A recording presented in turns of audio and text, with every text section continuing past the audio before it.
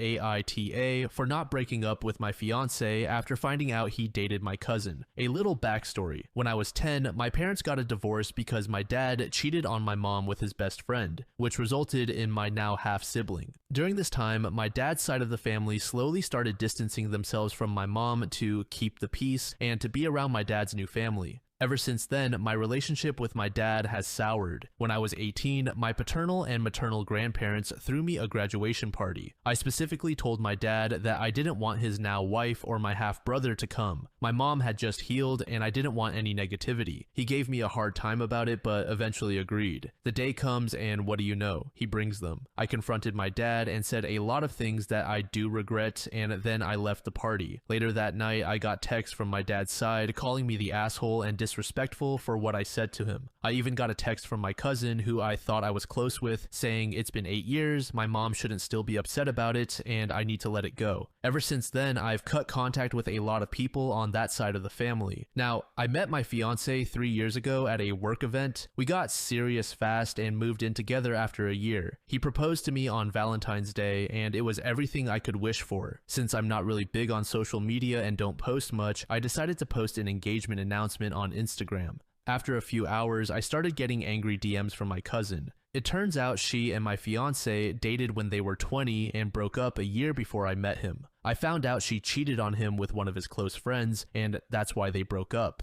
I knew about his past relationship, but we didn't really talk about exes. If at the time I had known, I might not have entertained him, but we live together and are literally planning our wedding. Now my dad's family is trying to force me to break up with him because it's weird that we're together. I told all of them to f off. I haven't spoken to or seen them in 7 years, and I will not be ending my relationship. I don't think OP is really doing anything wrong here. For one, it's none of the cousin's business who OP dates. Second, her being the one who cheated and trying to end OP's relationship with her own ex is wild. It's even dumber that the father is getting involved and pressuring OP to break up as well. It's just a family of hypocrites. I'm glad that OP is standing her ground and making her own decisions. User Time Environment said NTA, I'm laughing because your dad's family only backs each other because they are all cheaters. Enjoy your life with honest people, and I wish you and your fiance a life of happiness. Block everyone who tries to say otherwise. The time to stand up for yourself is now. Don't let anyone say anything to the contrary. User Fantastic Bike said, that seems like a them problem. Her cheating doesn't justify you two breaking up, nor does it warrant any of your family's feelings about your relationship for that matter. Enjoy your future together, you both deserve a happy ending. NTA. This next post was made in the same subreddit by a throwaway account. The post is titled AITAH for canceling on our family cruise. So my parents wanted to do a cruise for the holidays. They invited me, my boyfriend, my brother, and his girlfriend. My brother has always been the golden child. Some backstory: back in high school when James was discovered to be selling pills, he was just going through a phase.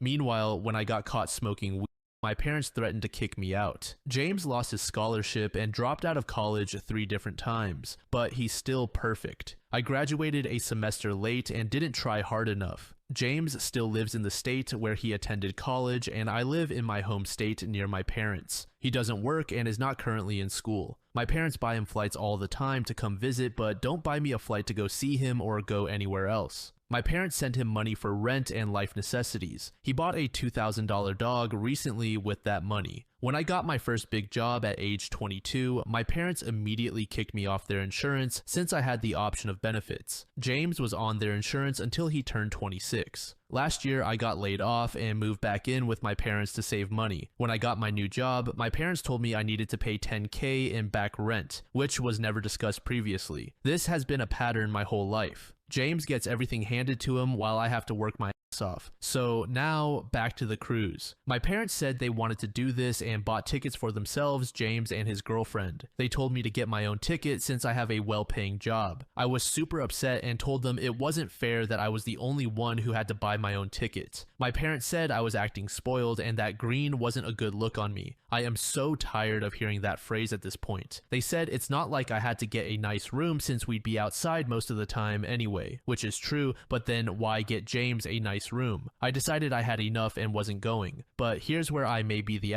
I let them continue thinking I was going for months. Then on the night before they left, they said to get to their house by 8 a.m. so we could start the drive to the port. At 8:30 that day, they started messaging me asking where I was. I texted them, "Since you didn't want to put in the effort to have me join you, I will be attending my boyfriend's Thanksgiving instead. Have a nice trip with your favorite child." Then I muted the chat. I talked to some friends about this. Some said it was petty of me to cancel with no warning, while others said I should have sucked it up and gone since I would have had fun when I got there. They've been on the cruise for a couple of days now, and I'm starting to regret how I handled things. Yeah, I probably would have had fun, and it's not like I couldn't afford the ticket. I also could have handled the delivery better, but at the same time, I'm so sick of them treating me like this. User Uno TrueGen said, "Not petty, but I suggest that in the future, you have amazing plans whenever they ask about doing anything. Don't continue to subject yourself to people who put you down, and don't celebrate your accomplishments. Living well is the very best revenge there is. Your brother is a loser who has been crippled by your parents. Feel sorry for him. You're going to have a much better life.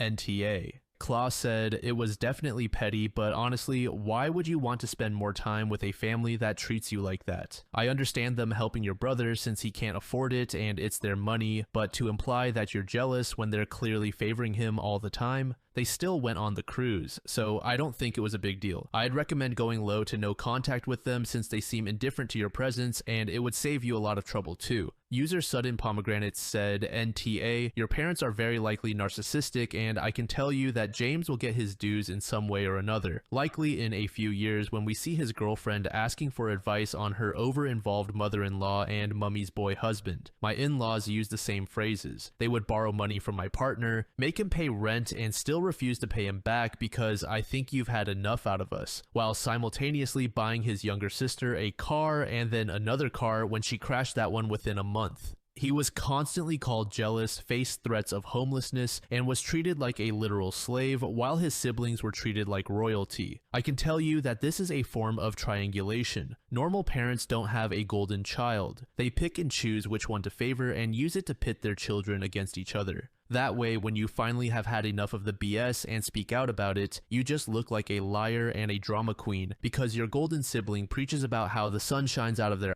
and how they have amazing parents. They can't treat you all badly because who would be on their side?" Update. My boyfriend and I got to the cabin late Wednesday night. I gave his mother a bouquet of her favorite flowers and she loved them. We had a quick glass of wine while talking with his family before heading to bed. I was still a bit uncertain about my decision, so I probably wasn't as peppy as usual, but they didn't seem to mind. That night, I made a promise to myself that I would put my own family issues aside during the trip and just focus on having a good time with my boyfriend's family, who have always been so gracious to me. On Thursday, we woke up early and helped his mom with some food preparation and setting the table. Afterward, we played some cornhole with his cousins and sadly lost due to my complete lack of athletic ability. The Thanksgiving meal itself was delicious and his mom is such a good cook. Everyone was very sweet to me and made me feel so welcome as part of the family, which helped me feel much better about my decision to spend the holidays with them. Towards the end of the night, his mom even said to me that she knows it is ultimately up to my boyfriend, but she hopes I can join the family for real someday. I told her I would be honored if that happens and we hugged. I really do hope it will. I love my boyfriend so much and I want to spend the rest of my life with him. His family is also an incredible bonus. I had such a wonderful time on Thanksgiving and enjoyed the rest of the weekend as well.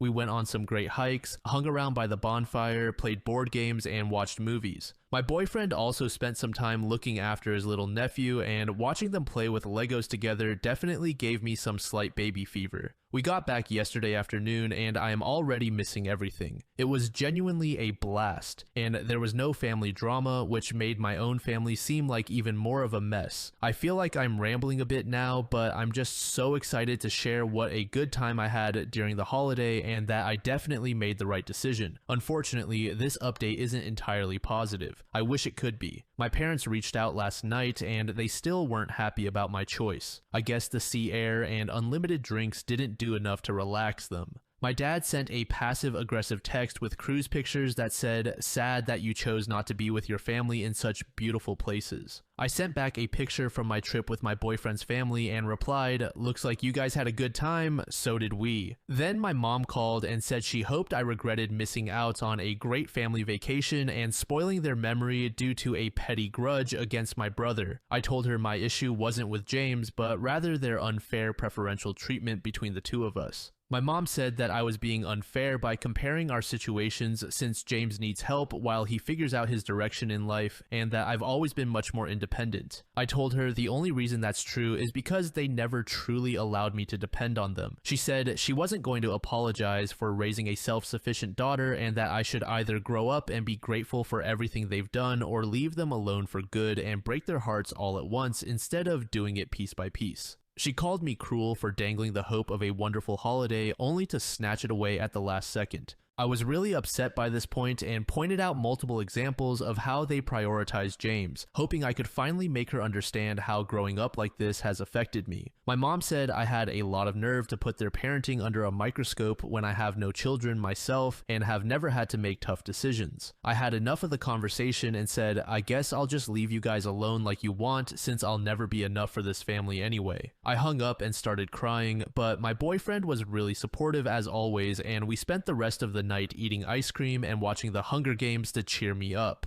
It was weird to go back to work today after everything and act like nothing was the matter, but I think it was also a good distraction. Since I chose my boyfriend's holiday plans instead of my family's, I actually came back feeling mostly refreshed instead of drained like I most likely would have been after the cruise. I haven't heard anything more from my parents yet, but I have a feeling they're just bluffing. I'm sure once they need something, they'll reach out, or they'll probably try to smooth things over by Christmas so they don't have to explain the situation to our extended family. I haven't decided yet if I'll be open to reconciling. On one hand, I know I deserve better than to be treated as a burden and an afterthought while doing so much for them. I'm tired of trying to live up to their expectations, and I'm not optimistic about their behavior ever changing. But on the other hand, they are my family, and it's just so difficult to fully walk away. I just want to feel the love and acceptance from my own family that I get from my boyfriend's family. Why is it so hard for them to treat me like I matter? I'm also worried that if I don't make nice with them, they'll twist the story to make me seem like the problem, and my extended family will be mad at me too.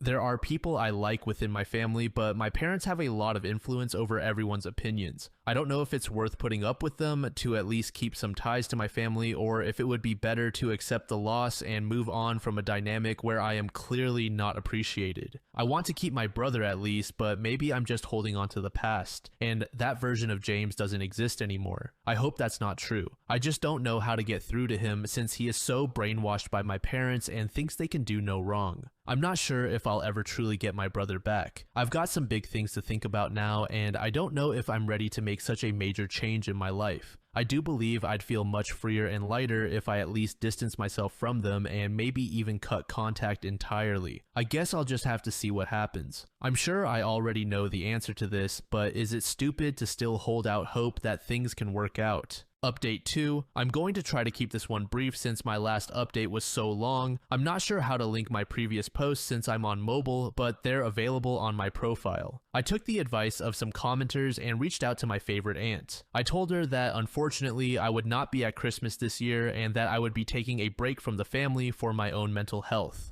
However, I hope that she and her children enjoy their time and have a great holiday. She said she understood and was proud of me. That made me feel better and helped me feel brave enough to finally cut the cord. On Wednesday night, my mom texted me for the first time since our phone call saying, "If you're done trying to break apart the family, we expect you to be here by 9:30 on Christmas." I told her that the only ones responsible for breaking apart the family are her and my dad, and they should not expect me at Christmas or any future events. I said that I have finally learned to go where I am wanted, and that is simply not with them. I could tell she was ramping up to one of her rants insulting and belittling me, so I then blocked her and my dad. I haven't blocked James yet though. That will depend on his response when or if he reaches out. I already feel so empowered, like a weight has been lifted off me. And on a much happier note, my boyfriend and I are leaving for a ski trip for the holidays as soon as we finish work today. I truly appreciate everyone who took the time to read my posts and offer advice. It was due to the kindness of all you internet strangers that I finally had the strength to cut them out of my life. Thank you so much, and happy holidays, everyone. Quick PS, I included that side note in my past update about the Hunger Games because I was hoping to talk about the franchise with people. Sadly, no one took the bait since there were more important parts of my post to address. That being said, if anyone wants to talk Hunger Games with me, you know where to find me. This final post was made in the Persona Finance subreddit by a user named Throw342. The post is titled, "Just got out of prison and owe so much money. I went to college and graduated but ended up in prison about 18 months ago. I just got out on parole and am looking at the aftermath of my finances. I'm getting so many letters and calls from different companies that I don't even know where to begin. I know I had 3 credit cards. 2 from Wells Fargo and 1 from Capital One. Apparently, Capital One sold off my debt a while back, but Wells Fargo still has mine. Student loans are all over the place. I know I took out some personal loans through Discover, but I'm lost as to which companies hold all my regular student debt from the university. At some point, my loans started coming through another federal company because of some changes in the law, but I'm completely lost. I just received a big pink letter saying my student loans are about to default. While I was in prison, some student loan company found me and sent me a letter, and I was able to defer my loans for a year, but that time has passed a few months ago. Right now, I'm jobless and crashing at a friend's house, but I'm aware of how serious a student loan default is. This is all beyond what I'm mentally capable of handling right now. I just went through a stack of letters that were saved over the past year, and I'm too overwhelmed to even know what to do first. What can I do? Even if I had a low-paying job, my first concern is a roof over my head and food. I don't even know what to tell these people when I figure out the mess of who I actually owe and what. Please help me. I stayed out of trouble in prison, continued studying, and tried to learn programming to maybe get a web development job on the side. I want to do the right thing and get out of this endless black hole. Edit. I spent the last hour reading through every comment here, and I think getting a free credit report to see who I owe would be a good first step since I haven't really had an address or phone number. I should have mentioned that my debt is mainly student loans, and my credit card debt is about 6 to 7K. I'm really hesitant about declaring bankruptcy, but I will at least talk to a lawyer to learn more about the best route to take. Lastly, I've received a lot of positive messages and comments, and even that small boost from a message from an internet stranger gives me hope when I'm feeling down about all this. I hope one day I can post an update saying I've got a great job, beaten the statistics, and given hope to other felons who are trying to do the right thing. It was definitely a life-changing experience that has altered my views about the prison system in general. Thank you very much. Update. It's been a year since I got out of prison, and I thought about updating for a few months, but wanted everything to be absolutely settled before I did. I ended up moving to a more tech-friendly city, and the job search was still rough. I actually got a job offer 2 weeks after moving and was so excited to start. They asked about my background, and I was totally honest with them. After some discussion, they still wanted to hire me, but then a few days later, I got a call saying HR wouldn't allow it. I was pretty beat up. Over the next few months, I had a few interviews and even job offers, but anytime the background check came up, I was denied. The only thing worse than not having a job is knowing you have the skills to get hired, but that something like this holds you back. I'm not going to lie and say it was easy. I broke down some nights, but picked myself back up the next day and submitted my applications again. I worked at a restaurant to make some kind of money, and it was rough. I was coming home with $10 sometimes and wondered if this was really going to be my life. I continued to get calls from debt collectors but ignored them every time. At the end of September, I was having a particularly rough week, making no money at work, and had a job interview lined up. I didn't really have much hope for this job, but figured screw it. Later that day, they told me I had the job, but at that point it didn't even bring me excitement as I've heard that line before. I did the usual background check and waited for the fatal call. A call came that Friday and I was told I was to start on Wednesday of the following week. I was confused and in disbelief. Every day for a few weeks I expected someone to call me or pull me aside at work and tell me there had been a mistake. For the first 3 months, I never even brought anything to put on my desk because I figured it would be any moment now. I worked there, making more in 1 week sitting at a desk doing what I love than I did busting my butt for an entire month at a restaurant. Finally, one day in January, I was pulled aside. The hiring manager asked me to see him in his office, and he had a pretty serious look on his face. He sat me down and told me I've been doing very well these past couple of months. My supervisors are impressed with how fast I've caught on, and they decided to give me a promotion. I was blown away. So here I was, 4 months into a job, and I was offered a promotion with a great raise. I still work hard every day there. I study up and learn more and try to improve myself with programming every day. I look back at those few months when I was job searching and know that I made it as far as I did, because even on days when I was so depressed that I didn't even want to get out of bed, I still got up and tried. What else could I do? I still worry about the future, but for now, I want to work here for a while, gaining as much experience as possible so my criminal history will pale in comparison to my skills and drive to succeed. I've even managed to get a pretty good girlfriend who knows all about my past, and we've been dating for 5 months. She's supportive and proud of how far I've come and how much I'm doing to ensure my past does not define me. I've helped several people start their programming careers and have even given presentations for newcomers. Have I faced some backlash? Yes, but screw those people. As for my loans, I've saved up an emergency fund for 6 months, and as of 2 weeks ago, I paid off the last bit on my credit card. I still have a mountain of student debt, but I'm paying it off bit by bit. I don't get any more calls about money I owe, and well, life is alright. I hope anyone who is in a similar situation can look at this and know that someone in the same boat has made it through and succeeded. Cheated, destroyed my life, and hurt the love of my life. I'm a horrible human being, and I may have ruined my life. I've been with my girlfriend Michelle for 5 years. Early in our relationship, we bonded easily as we shared a similar background. We both are adult children of narcissistic parents and both have mental illness. On top of our similar backgrounds, we are both introverted and share the same hobbies and taste. I've never connected to anyone so deeply in my life. 2 years ago, I decided to adopt a kitten from a friend at work. Michelle was supportive of adding a third cat to our apartment. However, she asked me not to adopt this kitten in particular because the gender was unknown. Her main concern was that the kitten would turn out male and would fight with our eldest cat, who is male. I ignored her input and adopted the kitten anyway. I felt like I couldn't say no. The kitten was very cute, and I had already promised my friend I'd take it. Problems arose almost immediately. The eldest cat reacted aggressively and hissed whenever he saw the kitten. I separated the two cats and hoped they would get along in the future. The issues between the kitten and the eldest cat never improved. As the kitten matured into an adolescent, the eldest cat attacked him incessantly. All day and night, both cats would loudly fight, which really destroyed Michelle's sleep schedule. Michelle begged me to do something about the situation, but I was frozen with indecision. As time went on, the situation got worse and worse. Michelle became extremely unstable. She would go days without sleeping. Eventually, she couldn't hold down her job and plunged deep into depression. Michelle became scary to be around. She went from being a very sweet, loving girl to being downright verbally abusive. Every day I would come home from work and Michelle would tell me how I didn't care about her and how I was an asshole. After a while, I didn't even want to come home. To make matters worse, Michelle's grandfather was diagnosed with lung cancer during this time. Whenever I'd come home from work, Michelle would either be sobbing uncontrollably or screaming at me or the cats. Work became my safe space away from the craziness.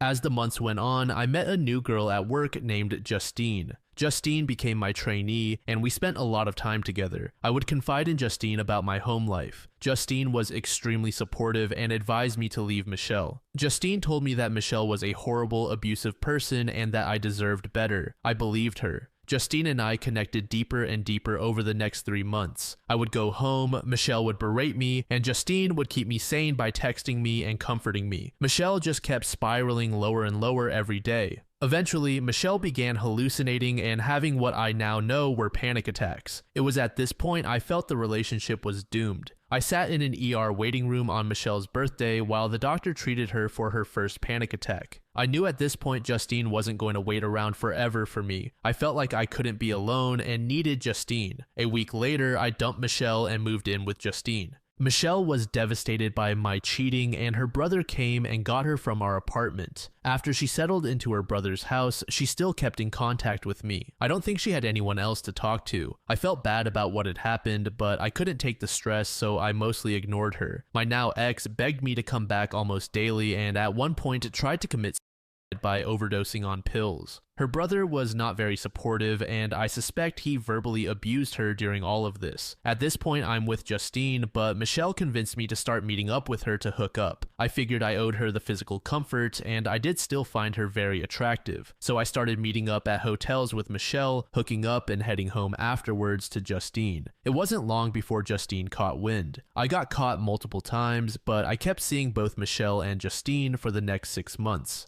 During those 6 months, I always felt like something was missing between Justine and me. She never seemed to get me like Michelle did. At no time in the relationship did I feel that strong connection like Michelle and I had. Michelle always took such a huge interest in me and knew everything about me. Justine never really made that effort. I'd always fantasize about running away with Michelle and starting over far away. One day I had an epiphany and decided to follow my heart. I texted Michelle and told her I'd like to try again with her. Michelle agreed under the condition that I fix the issue with the cats and get therapy. I have now been back together with Michelle since July. I've tried to be the best partner I can be since my return. Any need or want Michelle has, I try to meet. I know I really screwed up and damaged her badly. I feel guilty and like a piece of shit every day. It amazes me how cold, evil, and calculated I was. It almost doesn't seem real, like it was just a bad dream. I'm really not sure how to even begin fixing this whole mess. Over the past few months, Michelle has gotten completely sober. She has been doing a lot of CBT lately. I feel like she has grown more and more distant.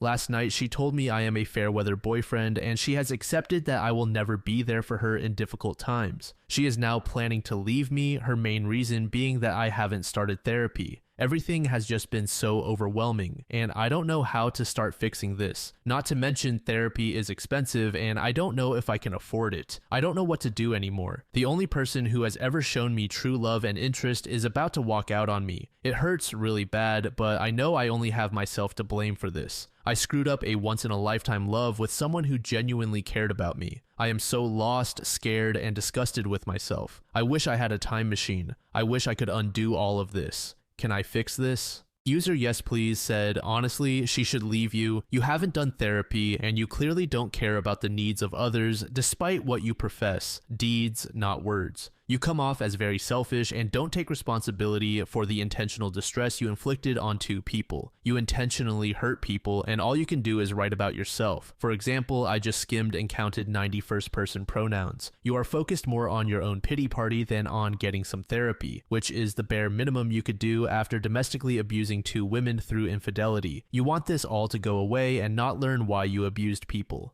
But it's like that Captain Spock line, what you want is irrelevant. What you have chosen is at hand. You better work. User Roughneck said, the solution sounds simple, get therapy or lose the love of your life. If you're in love with her, you will do what's needed to keep her. I suspect she took you back and then realized that that was a mistake. The need she felt for you was superficial and fleeting once that goal was accomplished. You're not the love of her life. Sorry, drop both and find someone new. Learn from your past mistakes and don't repeat them. Life sucks sometimes, but we rebound. Humans are resilient.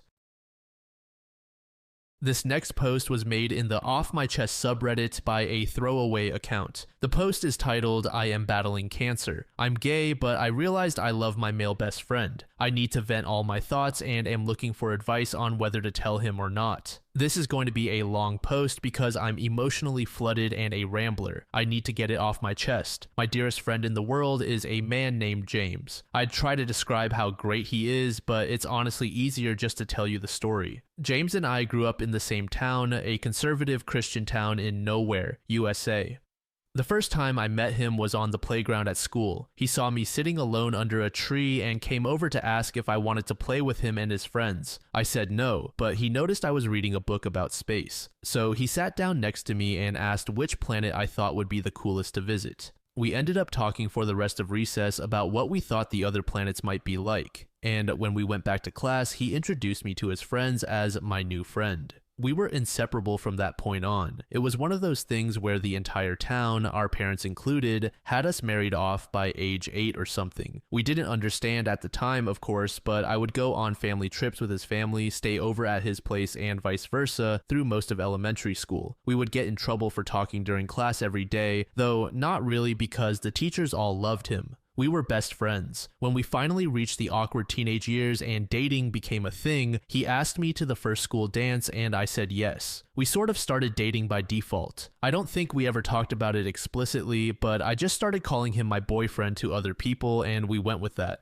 Very little changed about our relationship. We still basically just did all the same stuff we used to do before, except our parents got stricter about the sleepovers and there was more hand-holding and cuddling. Kissing and stuff was always difficult for me, and I didn't know why, but he never pushed me on it at all, not even once. The 2 times we tried, he was able to tell very quickly that I was uncomfortable and he just shut down the interaction by messing up my hair playfully, saying, "Enough of that. How about we just watch a movie?" I just assumed one day I would get it. Well, I didn't. Sometime around 15 years old, I started to realize the problem. I wasn't sexually attracted to men. This was a very trying time for me, given the kind of environment I grew up in. This was not acceptable. My parents were extremely religious and extremely anti-LGBT. After about 8 months of identity crisis over this, I decided to muster up the courage to tell James before anyone else. I didn't know what to expect. I was terrified. I went over to his house trembling. He had done what he always did, made my favorite snacks and got the controllers and my favorite game ready to go. He opened the door and gave me a hug and I came in. I was so scared. We sat down and he looked at me for a second before putting his hand on mine and asking what was wrong. So I tried to tell him and I got halfway through the sentence struggling to actually say I'm gay,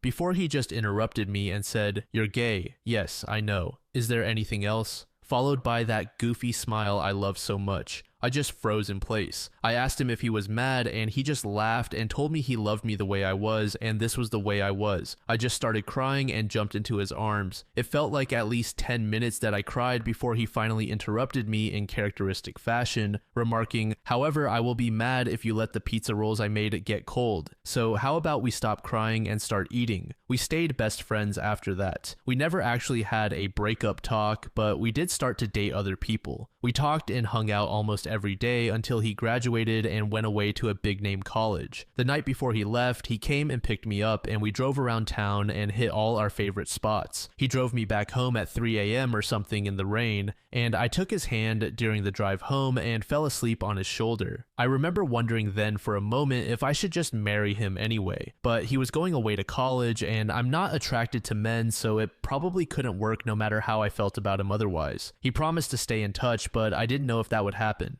Well, it did. Obviously, it wasn't like before, but he made sure to call me every week just to check up on me and see how things were going. I went to college close to home. We'd talk about how hard college was, whoever we were dating at the time, and whatever drama was going on. During his junior year, my parents found out that I was gay. They did not react well and basically kicked me out of my home to save me. My parents are good people, so this didn't last, and they have more than made it up to me since and worked hard to unlearn their bad programming, but that was an awful time. I did what I always do and called James. He talked to me for about an hour and then got his mom to drive up to get me so I could stay in his old room. Then he flew home the next day pretty much just to cheer me up and make sure I was alright. Vintage driving around in circles, singing like idiots, and 2 a.m. junk food runs did the trick. I later found out from my mom that he had also gone and confronted my parents and stood up for me, telling them they should be ashamed of themselves and that if they were willing to lose their daughter over this, they were unfit parents and not the second family I thought you were. My parents worship him, so this was effective, and my mom still tells this story to this day. Once again, I remember wondering at the time, will I ever know anyone else in my life who would do this for me? But he was heading off back to college and was still a man, so I didn't do anything. Years went by, he got married, I got a long-term girlfriend. We stayed close the entire time. We saw each other a lot less, but it was still great every time he visited and we had frequent texts and calls. I looked forward to his visits all year and then tragedy struck. His wife divorced him. I never liked her, but he did. I think she used him for a green card and he was too sweet to notice, but that's neither here nor there. He came back home, so I saw him a lot more. Obviously, he was crushed, but we got through it together. And then I got the diagnosis at age 27, cancer. There's nothing I can say that describes the feeling, so I'm not even going to try. Decent chance of survival, but I had to start treatment right away. This experience has changed me and my outlook on life more than anything else that's ever happened to me combined. At first, everyone was there for me. I was getting visitors daily. Friends, family, everyone. But as the weeks turned into months, it all stopped. Most people, even my friends, started coming once a week, then once a month, then many not at all. My girlfriend broke up with me, claiming she loved me, but she couldn't handle watching this. Almost 2 years in now, and there are only 5 people who are still here. My mom, my dad, my sister, my BFF Amanda, and James. I almost can't talk about it without crying, but James is here every single day, every day, for hours. He may have missed 20 days in almost 2 years due to work-related travel, and even then, he calls me. He comes in and asks how his amumu is doing and listens. He brings my favorite snacks and treats when I can have them, board games we like to play, old video games on handheld so we can play. He sings to me and shows me pictures of places he's been that I'd like to go and talks about taking me once I'm better. He sits there and holds my hand in silence so I won't be alone until the doctors tell him it's time to go. Then he does it again the next day. I've never seen him cry or show any sadness. If I even casually say something like, if I get better, he'll immediately interject. When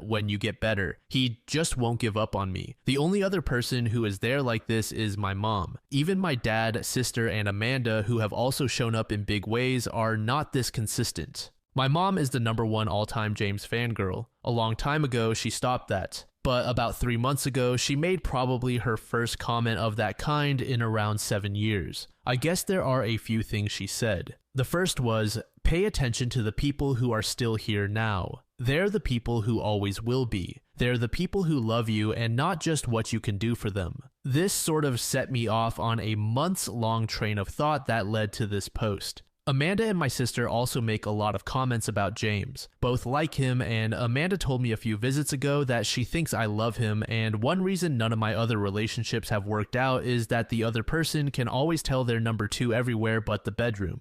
Then about a month ago, my mom was a little more direct. After James left one evening, she told me, baby, in all my years on this earth, I've never seen anyone love anybody like that boy loves you. I know you don't like it when I talk about this, but trust me, if you let him go again, you're going to regret it forever. I don't know what has changed, but this time when she said that, I just knew she was right. Every relationship I've ever been in has had some problem or thing that needed to be worked on. Most of them have several issues. The only thing missing here is that I don't feel a strong urge to rip his clothes off like I have with some of the women I've been with. But even there, it's different. In general, I find the idea of being with a man disgusting, but I don't find it disgusting with him. I like being touched by him and being close to him. He's so gentle. Lately, I even find myself fixating on his lips and daydreaming about kissing him. I'm not that sexual of a person, and I think overall of the people I've known in my life, I would be happier with him than with anyone else, and it isn't close. Now, the big problem is the cancer. Honestly, I'm not really on the fence about this anymore. If I survive, I want to be with him. I am getting better, and the doctors are hopeful.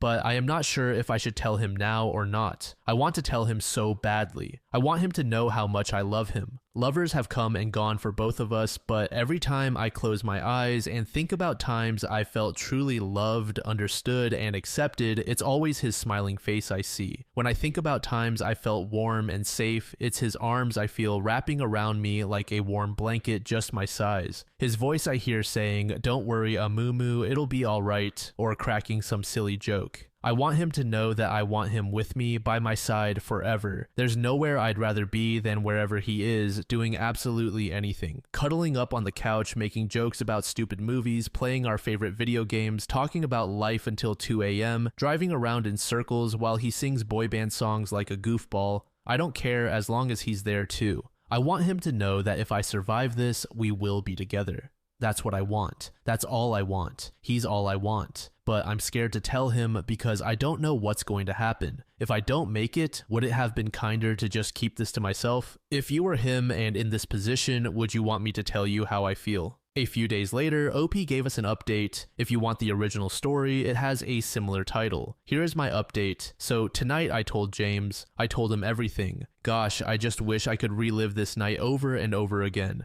I've never been so happy. He came into my room this evening like he always does and greeted me with, "Hello, how's my Amumu doing today?" I told him I was doing well. He told me I looked beautiful, which is not true, but it still felt so sincere. Then he started unpacking the stuff he brought me today. I asked him to stop and just come sit with me because I wanted to talk to him. He nodded and came and sat down next to me. "What's up?" he asked. It took me a bit to gather myself. I kept getting distracted by his eyes. The way he looks at me sometimes, I don't know how to describe it. I told him, "I love you," and he just kind of laughed and touched my hand before casually responding, "Oh, I know that. I love you too." In retrospect, this wasn't the best way to start, since we've said that enough times with a different understanding that he didn't get what was happening. He started to get up again to unpack the snacks, and I grabbed his arm and asked him to let me finish. He looked confused, but nodded and sat back down. And then I did it. I told him everything. I told him about all the times in the past I'd thought about just marrying him despite my sexuality. I shared my favorite memories of him and how they make me feel. I told him he'd always been my best friend and the person I trusted the most. I admitted that I made a mistake and should have chosen him.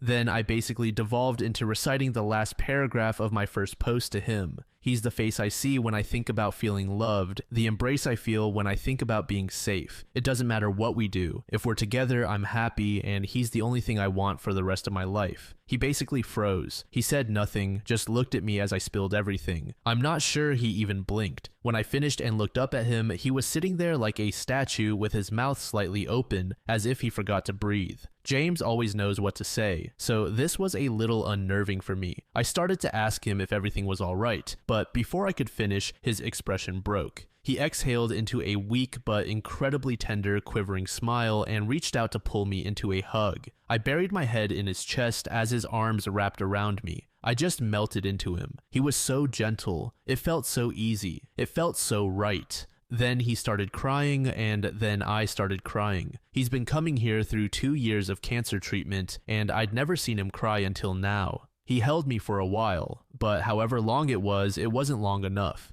He still hadn't actually said a single word since I'd finished talking, but I guess he didn't really need to. Then he finally answered my question with, "Now it is." When he finally pulled away, his face was red from crying, but he just looked so happy. He looked at me for a bit. It was kind of cute because he had a little trouble maintaining eye contact, which he usually doesn't do. He seemed like a little boy again. Then he finally looked right at me and said, "You are the only thing I've ever wanted." Then I started crying again, and he started crying again too. He pulled me close and held me again. I wish it never ended. A little bit later, once we exhausted our crying capacity, I showed him the post. He made a few jokes about wanting to meet this James guy and how he had better go thank my mom for her 20 years of wing womanship. After he finished reading it, he kissed me. It felt easy, not scary at all, and just right. He asked me if it lived up to my daydreams, and I chuckled and said yes. Then he said, "I'm not so sure myself, I think I need more data,"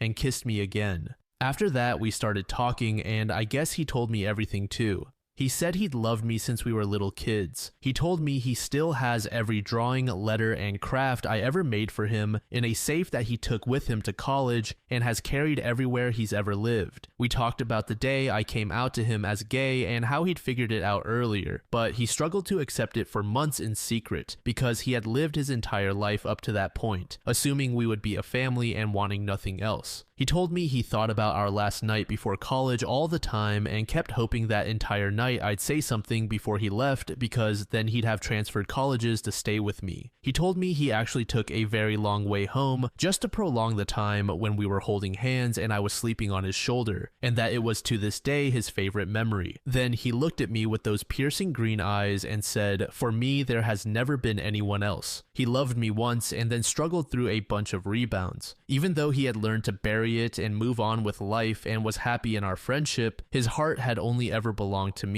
Honestly, I guess I should have known this, but I was flustered. I joked that he should enter the Olympics as a torch carrier, and he said, "They'd never have a chance. I'm the greatest there ever was." We sat and talked and reminisced some more, mostly about when we were kids. I found out some things I never knew because he avoided telling me how romantic some things were for him after I came out. But I also kind of realized, I think they felt romantic to me too. Then he sang me some of our songs. We had another embrace and another kiss. Both still felt divine. I can't wait to have my hair back again so he can pet it like he used to when we were kids. Then I brought up the question, and oh my god, it was the cutest thing ever. I barely got to say anything before he started tripping over himself like, "Look, I don't even care. I don't need that. If we need mistresses or something, we can do that. It doesn't bother me. I just want to wake up with you every day." which was sweet, but then I told him that even though I didn't know how that would go, I wanted to try with him anyway when I got better. And oh my god, he turned tomato red and could barely look at me. He literally could not even manage to form a sentence in response, just mumbled incoherently before managing to get out, okay, if you're sure.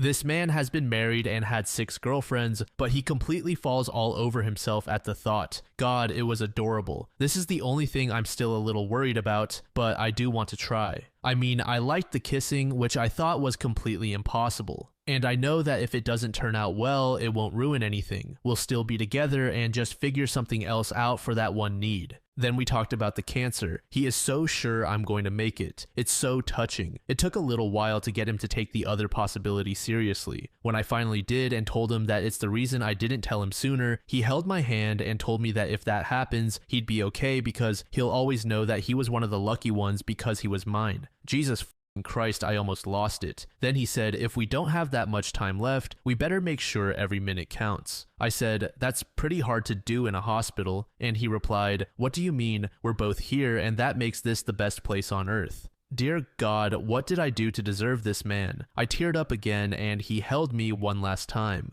Then the doctors came in. He kissed me goodnight. We both said, I love you, but it felt so different. It's never felt so good to say or hear those words. Then he smiled at me and left. I was so excited that the first thing I did was call Mom, and she was just ecstatic. As soon as I told her what happened and that James and I are together, she just started crying and talking about what a good boy he is, how she just knew this would happen and that she can rest easy now because she knows I will always be loved and taken care of. Plenty of her destiny talk, which usually gets on my nerves, but honestly, I was so happy tonight. F it, I'm on board. Maybe it was destiny. I guess sometimes Mom really does know best. I feel like a teenager again. I never thought I'd feel this way again in my life. I never even imagined if I did, it would be for a man. God, I love him so much. Now I can't understand what I was ever worried about or why I didn't do this years ago. Thanks so much to everyone who read my story and helped give me the perspective and courage I needed to finally do what I should have done years ago. Now, as long as my health cooperates, I'll be one of the lucky ones too, because I am his. User Dr. Kumquat said, this was adorable, but it also hits super close to home. A couple of months after I asked my girlfriend to marry me, I got let go at work, and 2 weeks after that, my fiance found out that the shoulder pain she had been complaining about for months was lymphoma. I figured this was the trial run for the in sickness and in health part, so I took the next year off to care for her through her chemotherapy appointments. I never seriously entertained the notion that she might not get better, but if the worst came to pass, I didn't want to have wasted the rest of the time I could have spent with her stuck in an office. She made a full recovery, and we just celebrated our 6th anniversary. User Old Wishbone said, I hate you, OP, for making me cry at 8 in the morning. This was so sweet. I can't stop crying. I hope she gets better and that they live there happily ever after. If there are 2 people who are made for each other, it's them. This final post was made in the True Off My Chest subreddit by a user named R.Wall. The post is titled, Had a Baby and Lost Her All in the Same Month. My girlfriend and I went through the journey of having a baby. This isn't our first rodeo, but this was our first baby together. Our relationship is perfect. Literally, I'm not just saying that to say it. We've been together for 2 years and we've never had a fight. I love this woman with every ounce of me. She loves me through and through. She appreciates me for the smallest and dumbest things, but it's so amazing to me. The house can be a mess, and if I do something simple like sweep the floor, she will boost me up and make me feel good for doing it, despite the rest of the house being chaotic. When we found out about the baby, everything was perfect. Every appointment brought amazing news. The baby was in the 80th percentile for size, and her BPP scores were all perfect. Then on the morning of November 7th, my girlfriend called me and said she hadn't felt the baby move since last night. She said she was going to the hospital. I was just about to board the train to work, but I stopped and walked back to my car.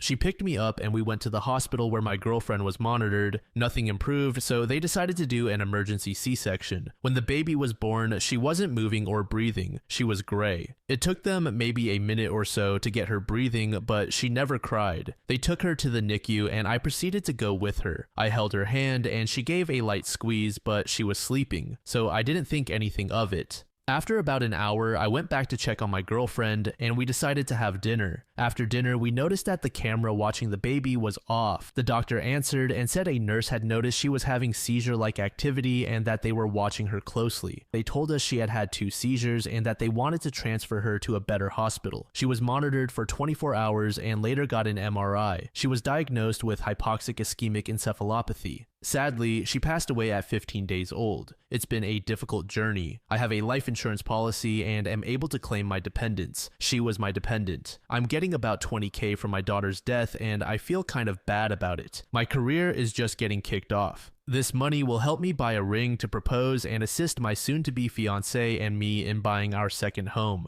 But I hate the way we got it. Why do I feel this way? User Ordinary Meeting said, "My deepest condolences. I can't imagine your pain. Don't feel bad about accepting the money and using it to improve your life. That's why we pay into these plans to help us when we're down. Best wishes to you and your family." User The Dawn Treader said, "You feel this way because you're a dad whose baby died. You should be sad. It's completely normal to feel that way. Take your time to go through the grief and let it happen as it will. Be there for your girl. You'll get through it." User Overly Underfocused said, "I'm sorry for your loss. I would suggest keeping the money separate from your other savings and using it to buy a ring, if possible. If I were your girl, I would feel that buying a ring with money that came from that situation would complicate how I feel about it, even if the other money is spent on living expenses or medical bills. This way, you can afford to use your other savings.